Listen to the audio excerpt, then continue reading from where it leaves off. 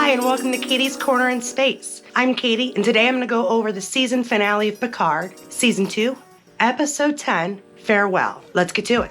Seven, Raffi, and Rios need to stop the drones Soong has sent to attack the shuttle headed to Europa.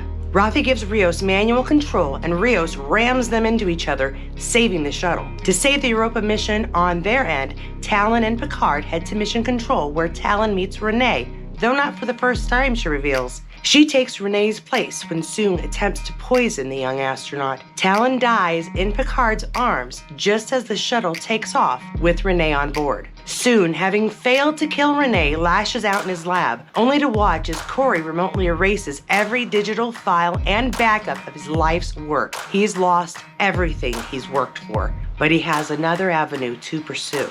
Corey, now free of her father, heads out into the world to be met by a traveler once known as Wesley Crusher. He's here to invite her to join his group in their mission to protect time, which she accepts. Having fixed time as far as they can tell, the former crew of the La Sirena prepare to integrate into the 21st century permanently.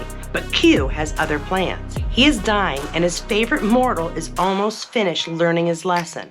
Q leads Picard to the truth, one Talon also tried to convince him of.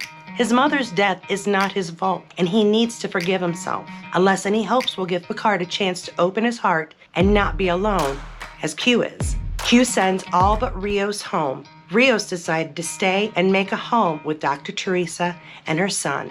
Picard, Raffi, and Seven are sent back to the Stargazer with the Borg Queen on board, still with full control of the fleet. It's Agnes, and she is here to save lives as a galactic anomaly threatens all life.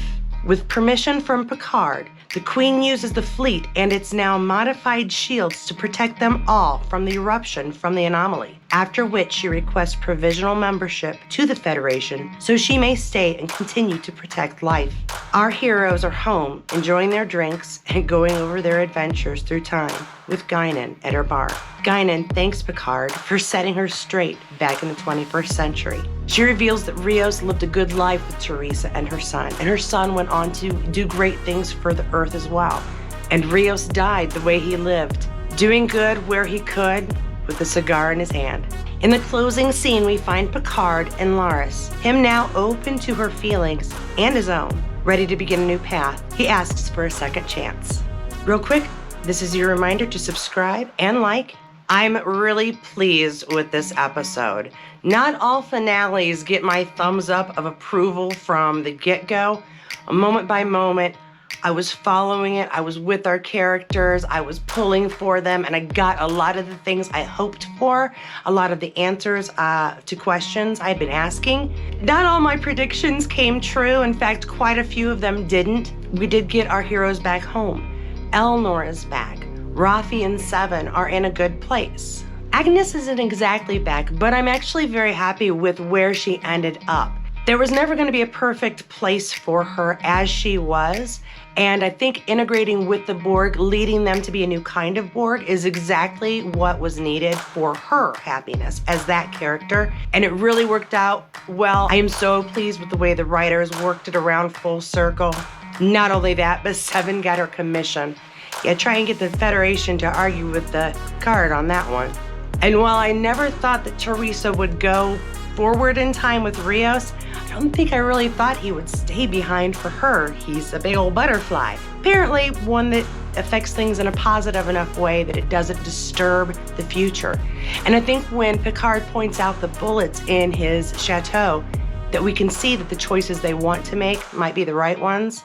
It worked out really well for Rios, and that just gladdens my heart.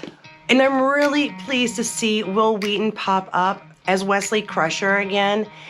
Not just because I was a fan of his when I was a kid, but because it brings a storyline to an end, or at least adds to it. At least now we get an explanation as to where he's been. For sure, we suspected.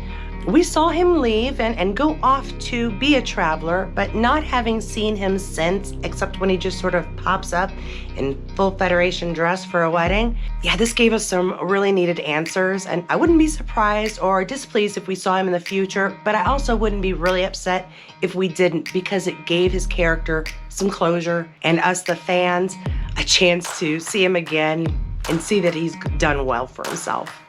I'm not going to take up a whole lot of time because, again, I have 2 videos to do, but I want to talk about how we ended the episode and how it's going to lead into the next season. That new transwarp conduit, the anomaly, the new Borg. I believe a lot of this is going to be brought into the 3rd season, which is going to be interesting enough in itself because we're getting the old crew back together.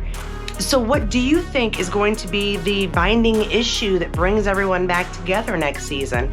Are we worried that something else is going to come out of that transwarp conduit? Obviously, the Queen is concerned and wants to be there to help guard and protect. And how devastating could the results of this new anomaly and what it brings be? And what will that do for Picard and Laris? It took him so long to get to her. I really don't want him to have to get ripped away from her already. Hopefully she'll be joining the new crew because I really enjoy her character. I enjoy the actress as well. She's done a great job playing double duty. That goes for almost everybody. We always see Spiner playing another version of a Soong, but to see the others playing other versions of other past selves, the inspiration for Data's daughter's look, sometimes the writers impress me so much, I can't really pick on them that much. It takes all the fun out of it for me. All in all, I'm gonna give this finale a huge thumbs up from me. Not only that, but the season as well. It all tied in nicely together. Everybody got a good ending. We got a good Star Trek hopeful ending. Something that we don't see so much in these newer Star Treks, unless you dig a little deep for it. And it is so nice to have one just lay it out there. Not only that, but the Borg are gonna be friends. I mean, Star Trek's done that before. We've made friends with enemies, but the Borg? Yeah, this is gonna be an interesting future. I'd like to thank you so much for coming with me as I review the Picard episodes, and I'd like to invite you to join me as I, again, review each episode next season. Until then, I'm going to continue my reviews with Star Trek: Strange New Worlds. I hope to see you then. Don't forget to include any comments or thoughts below. And if you enjoyed this video, you might want to check this one out. Until next time, bye.